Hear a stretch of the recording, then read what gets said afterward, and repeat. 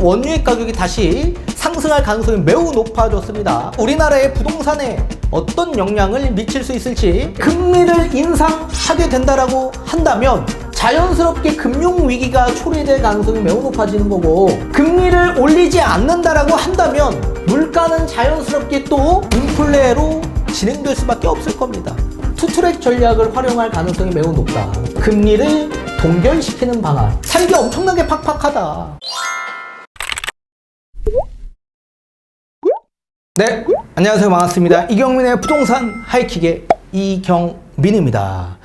자, 석유 수출국 기구인 오펙 플러스에서 기습적으로 감산 발표를 했습니다. 연말까지 116만 배럴을 추가적으로 감산하겠다고 발표를 했기 때문에 그동안 폭락했던 원유의 가격이 다시 상승할 가능성이 매우 높아졌습니다. 원유 가격 상승으로 인해서 물가 상승 압력이 자극을 받아 각국의 중앙은행들은 기준금리에 대한 인상의 고민이 더욱더 짙어질 가능성이 매우 높아졌습니다. 자, 뒤에 판서를 통해 앞으로 각국의 중앙은행들의 기준금리 인상이 어떻게 진행될 수 있을지, 그리고 이 원인이 어떤 사유로 인해서 기습적인 감산 발표가 나왔는지, 그리고 우리나라의 부동산에 어떤 영향을 미칠 수 있을지 판서를 통해 다시 한번 알려드리도록 하겠습니다. 자, 주요 산유국의 추가 감산 조치로 국제유가가 급등하면서 인플레이션 압력으로 작용하고 있고, 각국 중앙은행의 금리 인상 기조가 이어질 수 있다는 진단이 나오고 있는 상황입니다. 블룸버그 통신은 그간 각국 중앙은행이 에너지와 식료품을 제외한 근원 물가를 주로 참고해 왔으나 유가 상승이 소비자 물가 지수에 새로운 압력으로 작용하고 높은 물가 상승률이 가계의 기대 심리에 영향을 미치면 통화 긴축이 계속될 수 있다라고 보도했습니다. 자, 석유 수출국 기구인 오펙과 러시아 등 비오펙의 주요 산유국들의 협의체인 오펙 플러스 소속 산유국들이 지난 2일 하루 116만 배럴 규모의 자발적 추가 감산을 예고한 이후에 국제유가가 급등을 했습니다. 자, 뒤에 판서를 통해 앞으로 어떤 방향으로 시장이 전개될 수 있을지 다시 한번 여러분들이 알기 쉽게끔 풀어드리도록 하겠습니다. 자, 주요 산유국 기관인 오펙 플러스에서 기습적인 감산 발표를 했습니다. 2022년 11월 달에 하루에 약 200만 배럴 정도 감산하겠다라고 발표한 지 얼마 되지 않아 이번에 또 발표를 하게 된 겁니다.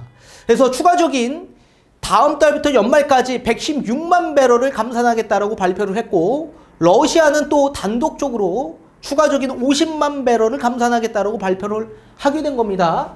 총 하루에 약 366만 배럴 정도가 감산될 소지가 매우 높아졌다라는 얘기입니다. 자, 그렇다면 오펙 플러스에서 이렇게 감산 발표를 하게 된 가장 큰 이유가 뭐가 있을까요? 답은 하나죠. 원유 가격이 폭락했기 때문에 그렇다. 그러면 왜 폭락했는지 그 이유에 대해서 먼저 알아볼 필요가 있을 겁니다. 자, 우선적으로 코로나가 진행된 시기인 2021년 1월 달 기준에서 대표적인 원유인 WTI 기준에서 본다면 배럴당 약 50달러 정도 했었습니다. 그러다가 2022년 1월 달로 넘어가면서 배럴당 80달러로 상승하게 됐고요. 또 2022년 6월 달 기준에서 120달러를 돌파했습니다. 급격하게 원유 가격이 폭등을 했죠. 여러분들도 다 기억을 하실 겁니다. 휘발유 가격이 엄청나게 올라간 그 경험을 여러분들 다 하셨을 거죠. 따라서 그렇게 원유 가격이 급격하게 폭등을 하게 된 겁니다. 자, 원유 가격이 폭등했던 가장 큰 이유는 수요는 폭발적이었는데, 원유를 찾고자 하는 수요는 폭발적이었는데, 이 코로나 사태로 인해서 무역이 봉쇄되고, 특히나 중국 같은 경우에는 도시 봉쇄 정책으로 인해서 공급망이 완전히 차단되기 시작했죠. 그래서 공급 부족과 수요 폭발적 증가로 인해서 가격이 상승하게 된 겁니다. 또 여기에 러시아 우크라이나 전쟁 사태로 인해서 주요 대표적인 에너지 국가인 러시아가 공급을 완전히 축소시켰기 때문에 불을 지핀 겁니다. 그래서 엄청난 폭등이 나왔던 거죠. 자, 그런데 이제 멀지 않아 금리 인상을 시작하게 됩니다. 연준에서 급격한 금리 인상이 나왔던 가장 큰 이유는 물가가 폭발적으로 상승했기 때문에 그렇죠. 원유 가격이 계속적인 상승으로 나와서 물가가 압력을 받아 물가 상승 압력이 계속 유지가 되었고, 이거를 억제하기 위해서 금리에 대한 인상을 급격하게 하기 시작한 겁니다. 따라서 소비가 엄청나게 위축되기 시작했습니다. 원유에 대한 수요가 감소되기 시작했죠. 여기에 이제 코로나가 어느 정도 다 해소가 됐고, 중국도 원천 봉쇄됐던 것들이 해제되었습니다. 그래서 공급망이 어떻게 됐습니까? 확대되었다. 그동안 차단됐던 이 공급망이 확대되면서 무역이 다시 원활하게 돌아갈 수 있는 상황으로 전개가 된 거죠. 근데 급격한 물가 상승과 금리 인상 영향으로 인해서 가게들은 긴축을 하면 원유에 대한 소비가 감소되기 시작했는데, 그렇다면 원유 가격은 어떻게 됐을까요? 당연히 떨어질 수밖에 없는 상황으로 전개가 됐었던 겁니다. 여기에 그동안 러시아 우크라이나 전쟁 사태로 인해서 수혜를 크게 받던 러시아가 이제 미국의 러시아 제재를 통해 원유의 수요를 더욱더 급감하게 만들었습니다. 자, 러시아 원유에 따른 가격 상한제를 도입하게 되었습니다. 가격 상한제.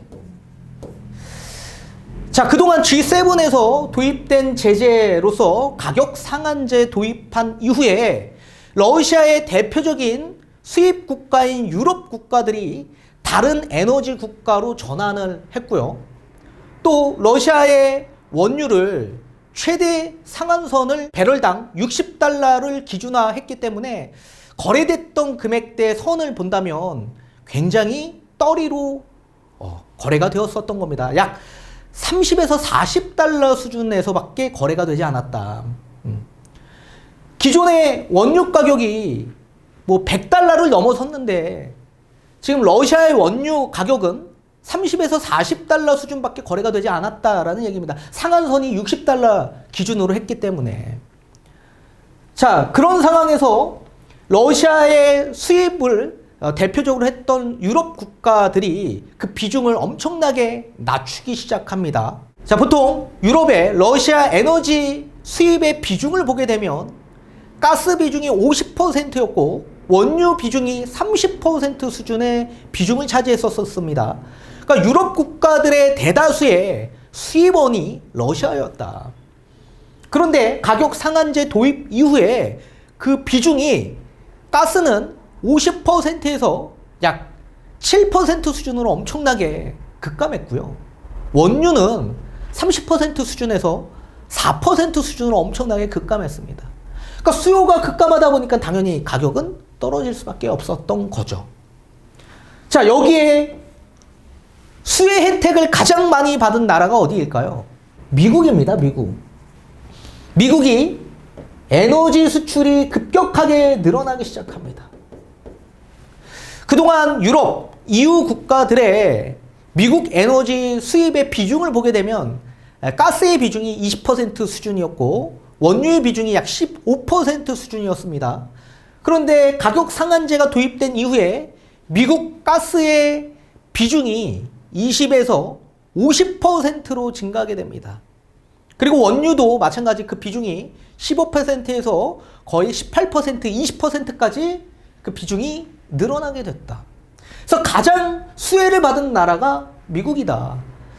자, 이렇게 수요가 감소되면서 미국이 에너지를 수출하면서 오히려 공급이 확대되는 이런 상황으로 전개가 되면서 원유 가격의 폭락이 가속화되었던 겁니다.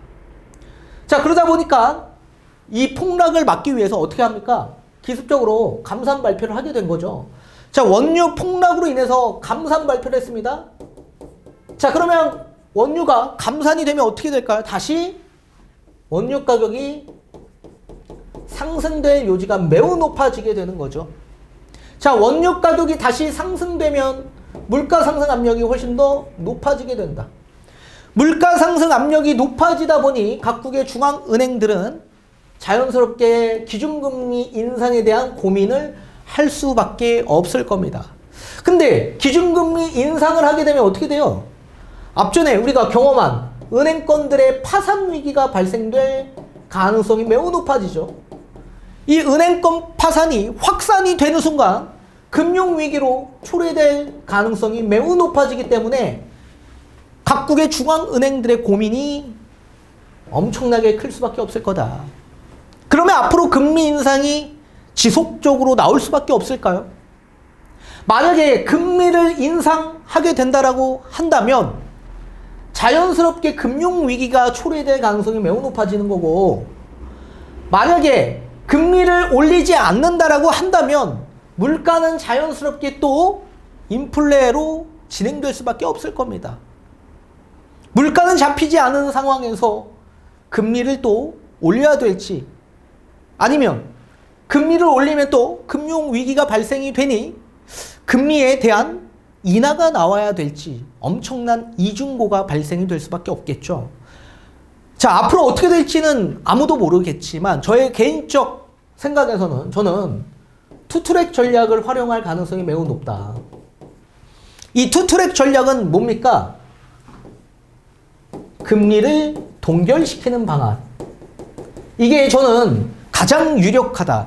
금리를 동결함으로써 물가 상승에 대한 부분을 어느 정도 억제도 하면서, 그리고 금융 위기에 대한 부분도 어느 정도 해소될 가능성이 매우 높기 때문에 이 투트랙 전략을 활용할 가능성이 매우 높다라고 생각합니다. 자, 그렇다면 물가 상승을 억제하기 위해서는 연준에서는 어떤 고민을 할 수밖에 없을까요? 저는 개인적으로 봤을 때 앞전에 우리 기사에서 본 거와 같이 소비자 물가 있죠? 이 소비자 물가가 상승하는 거는 어느 정도 용인할 가능성이 매우 높다라고 생각합니다. 그 어느 정도 용인하겠다. 다만 근원 물가 있죠. 근원 물가. 이 근원 물가는 변동성이 심한 에너지와 식료품을 제외한 물가 지수입니다. 이 근원 물가 지수를 기준해서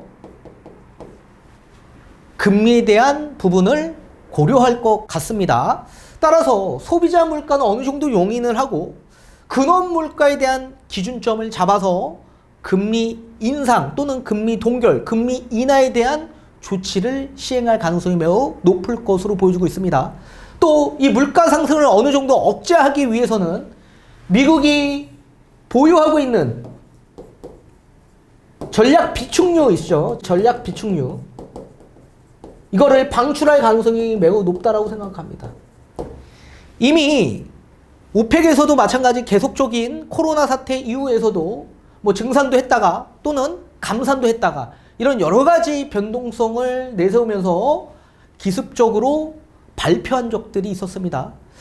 또 예전에도 마찬가지 또 이렇게 기습적인 감산 발표로 인해서 미국이 보유하고 있던 여러 가지 전략 비축유들 이런 것들을 방출함으로써 공급을 시장에다가 유통을 해서 어느 정도 원유 가격을 안정화시킨 일례가 많았었습니다. 아마도 또 이런 전략 비축유 방출로 인해서 원유 가격을 다시 좀 안정화시킬 가능성이 있어 보인다라고 생각을 합니다. 그러면서 또 물가의 지수는 근원 물가 지수를 기준해서 볼 가능성이 매우 높을 거라고 생각을 합니다. 또 금융 위기를 초래하지 않기 위해서는 지속적인 은행권의 유동성 공급을 계속적으로 확대시킬 수밖에 없을 거다. 따라서 물가 상승을 억제하기 위해서는 근원 물가 기준을 지렛대 삼고 전략 비축유를 방출하면서, 그리고 미국의 가장 핵심적인 셰일오일 이런 가스들 다시 증산될 가능성도 있겠지만 사실 이게 증산이 바로 되는 게 아니기 때문에 굉장히 어렵습니다. 또 원유에 대한 이런 가격 상승의 여파들이 즉각적으로 이루어지는 상황이기 때문에 이게 증산된다고 해서 바로 해결되는 문제도 아니기 때문에 쉽지만은 않은 상황이죠. 따라서 전략 비축유 방출이 가장 저는 유력해 보인다라고 생각하고 있고, 또 금융 위기를 초래하는 걸 막기 위해서 유동성 공급을 계속적으로 확대시킬 수밖에 없다. 그래서 투트랙 전략을 진행할 가능성이 매우 높고, 앞으로는 뭐 연준에서 얘기한 것처럼 기준금리 인상에 대한 영향을 한 번 또는 많게는 두 번 요 정도 수준에서 끝내고 아니면 또는 금리를 계속적으로 동결시킬 가능성이 매우 높을 거다.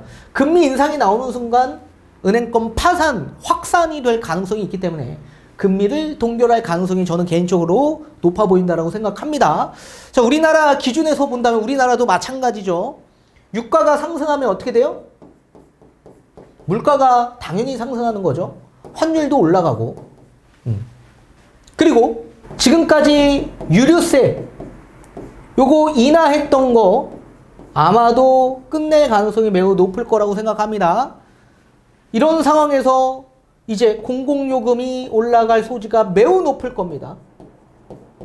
이제 여름입니다. 여름에 전기세가 어마무시하게 또 나오겠죠. 전기세 사용이 폭등할 것 같은데 만약에 그렇게 된다라고 한다면 그동안 올리지 못했던 전기세를 여름에 올린다라고 한다면 엄청난 반발이 예상될 수밖에 없겠죠. 그 부담을 질 수밖에 없을 겁니다. 대통령실에선.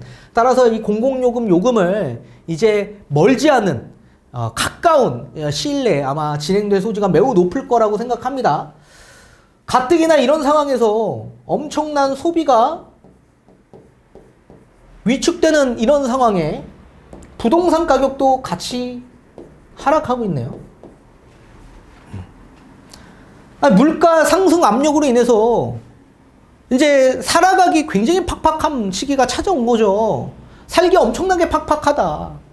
가뜩이나 살기도 팍팍한데 인하해주는 것 자체는 이제 앞으로 없어질 가능성이 매우 높아지고 그리고 우리가 실생활에 사용할 수 있는 여러 가지 요금들도 계속적인 인상이 나올 수 있고 또 모든 자산이 다 유입되어 있는 이 부동산 가격도 같이 함께 하락하고 있다고 한다면 엄청난 소비 위축과 함께 국민들의 이 경제 상황 악화로 인해서 반발이 엄청나게 클 가능성이 매우 높습니다.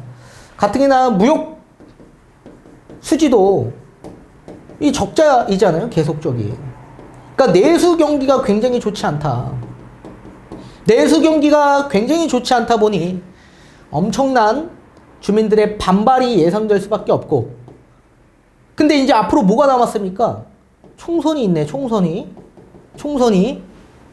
지금 여기서 승리하려면 지지율이 엄청나게 떨어지고 있는 여당과 대통령실에서는 승리하려면 뭘 해야 될까요? 모든 경제 시스템을 다시 원상태로 돌려놔야 됩니다. 결국 경제 성장을 다시 외칠 수밖에 없을 거다. 내수 경기 활성화에 대한 발표들이 계속적으로 나오고 있는 상황에서 이제 앞으로 모든 포커스는 경제에 있을 거다. 이 경제를 회복하려면 결국 부동산 가격을 다시 올려놔야만 합니다.